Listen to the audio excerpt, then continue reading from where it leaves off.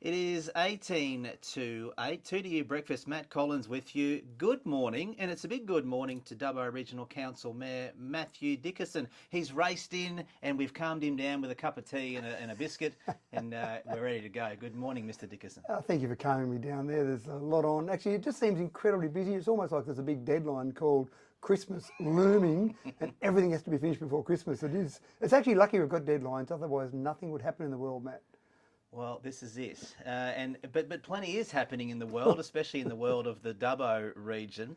Can we kick off with the Wiradjuri tourism experience and some career opportunities there? Well, absolutely right. Now, this is something I'm really excited about, actually. When people come to regional areas, especially people from, say, Sydney, maybe from places like Mossman, they come out to regional areas and they expect to see and they want to see some form of Aboriginal tourism. They want to be able to buy something that's Aboriginal related, they want to be able to see something Sure. Aboriginal related, and that makes sense. At the moment, we really haven't got much that we can provide to them here in Dubbo. Many years ago, I remember my brother, who has lived in America for a long time, brought his American family over, and there was a place that made boomerangs and you could throw boomerangs, and their family loved it, just fantastic.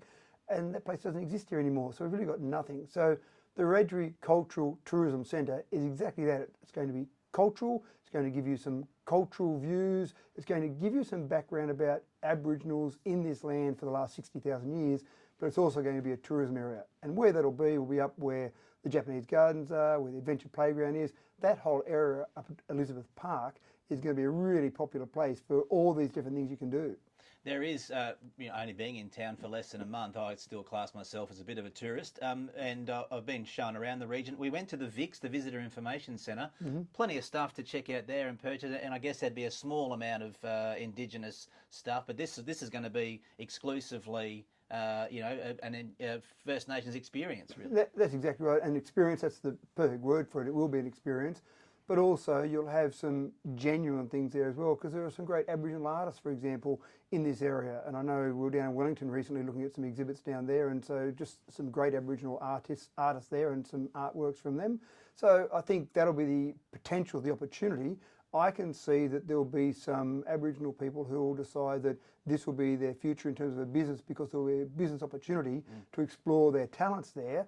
Didgeridoos, I was at a school presentation the other day, and the principal who was leaving the school was presented with a didgeridoo, and it looked magnificent. And he was actually quite taken aback by it, almost in tears at this present that he received. But I was talking to him afterwards, and he just looked and said, "Look, this is magnificent." Yes. So again, we need to take advantage of that. We need to teach people about those cultures, but also take advantage of those tourism dollars when they present themselves. Yeah. I know as council, as the mayor, you talk about three major things: roads, and roads. That's the ones. And you do have some roads to talk about. We have roads and roads to talk about. In fact, it's interesting that I think people are a bit more understanding at the moment. I think we had probably more angst in the community maybe a month ago when the roads were really at their worst and people were just frustrated because their road that they drove on every day was in a terrible condition. I think now people are realising that it's not just a couple of roads around Dubbo and we need to fix them. It's the state, it's the eastern seaboard. It's a huge chunk of areas that are just... But also, Mr Mayor, respectfully, the rain has sort of subsided to an extent. There is now the opportunity for work to be done. So I'm sure people are saying, right, when is my road going to get some attention? Yep. But there is an exciting official opening of the Terabella Bridge. Was that yesterday? 2 days ago, Sorry, the Terabella Bridge, yeah. And again, this was a great project. I love these projects, Matt. This was a project where state government, local government, federal government all put in funds, but the minor contribution was from local government. So I love those projects in particular. There was $2.716 million from the Country Roads program, $454,000 from the Country Bridges program, $700,000 from the Bridge Renewal program, and then a miserable little $500,000 from us for a $4.37 million project. So this is a bridge. It's not a big bridge. It's only probably would have been 60 or 70 metres long, so it's not that big a bridge in the whole scheme of things. But the old bridge, and it was quite in contrast there when we did the opening, you could see the old bridge just below the new bridge, and it was an old skinny bridge. I remember riding my push bike across it many times.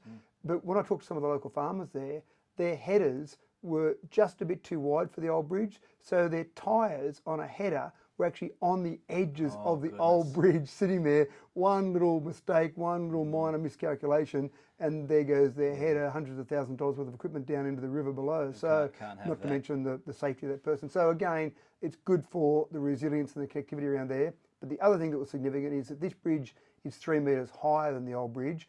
Since this new bridge has been unofficially open, it's been open since August, the old bridge, the locals told me, has already been underwater 5 times, maybe even 6 times, one of them said. So it gives you an idea of that connectivity there. So that's a good project. Definitely needed, wasn't it? What's the all three levels of government getting involved? What's the reason behind that?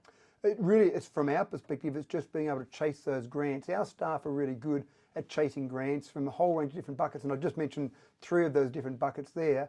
It's sometimes knowing where to apply, how to apply. So we knew that bridge needed to be replaced. We didn't have 4.37 million of spare cash just bouncing around our back pocket, so it was a process to go out there and try and get some of that money. So that's why. But if local council don't put in that 500,000, does the bridge just then not get built? The old bridge just sits there, and the local council, so we were leading the charge on this. It's not as if the state government or the federal government tapped us on the shoulder and said, here's some money for that bridge you need replacing. We have to go chasing it. Correct, that's right. And look, again, state and federal are pretty good, in particular with bridges. They seem to be pretty good with giving us money for those. But you've still got to know the ones to replace. You've got to chase those. You're trying to get the ones that are the most important. There's another bridge out near that one called Bennelong Bridge, which will be the next one. So we've got 3 at the moment of country bridges that will be open soon that are being worked on with that Country Bridges program. So yeah, it's led by council, but we just don't have the same bucket of money as the state and federal government. Of course, you need that leverage of the other levels, don't you? Yeah. Can you politicians work on getting more exciting photos when you announce the openings of these bridges? Well, just a technicality, I'm not a politician. Local government councillors are not politicians. I want to make this point so that when people talk about politicians in a negative sense, I exclude myself from that, because politicians make laws, councillors don't make laws. So when people call me a politician, I say, no, don't insult me like that. I'm only a councillor. Insult me. Not only a councillor, you're a councillor, and being proud of that. But on the topic of photos, I look at the photos and go, you're all just standing there. I don't know what the answer is, by the way. I haven't got a solution. Sure.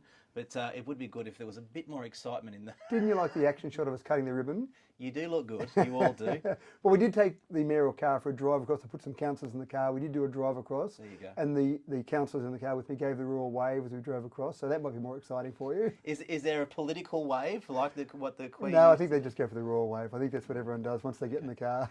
We are going a bit sideways, aren't we? Let's talk about the senior Christmas morning tea that was on a couple of days ago. You recited some poetry, Mr. Mayor. I would love to hear a bit. I'm sure we all would hear a bit of that poetry. Have you got 3 minutes? That was a 3-minute poem well, I did for that day. Give us a little grab. Give us the highlights. So this one was called A Politically Correct Christmas, and it goes something like this.